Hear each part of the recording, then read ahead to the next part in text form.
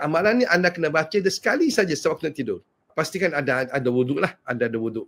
Lepas anda ambil wuduk, sebelum baring tu anda kebas-kebas tu lah guna towel. Guna kain tang, kebas-kebas, baru takut apa, tak ada lipan, tak ada lipas, tak ada hama, tak ada semut, kita kebas-kebaskan. Itu sunnah Rasulullah SAW, kebas-kebas. Kemudian, okey dah clear dah tak ada, kita naik duduk. Duduk tu kita bacalah apa yang tuan nak baca, tuan baca. Okey, yang paling penting sekarang tuan baca ni.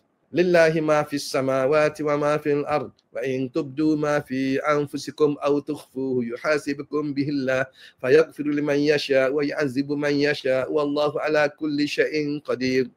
آمن الرسول بما أنزل إليه من ربه والمؤمنون كل آمن بالله وملائكته وكتبه ورسله لا نفرق بين أحد من رسله وقالوا سمعنا وأطعنا غفرانك ربنا وإليك المصير لا يكلف الله نفسا إلا وسعها لها ما كسبت وعليها ما اكتسبت ربنا لا تؤاخذنا إن نسينا أو أخطأنا ربنا ولا تحمل علينا إصرا كما حملته على الذين من قبلنا ربنا ولا تحملنا ما لا طاقة لنا به واعف عنا واغفر لنا وارحمنا واعف عنا واغفر لنا وارحمنا واعف عنا واغفر لنا وارحمنا أنت مولانا فانصرنا على القوم الكافرين. Lepas tu baringlah.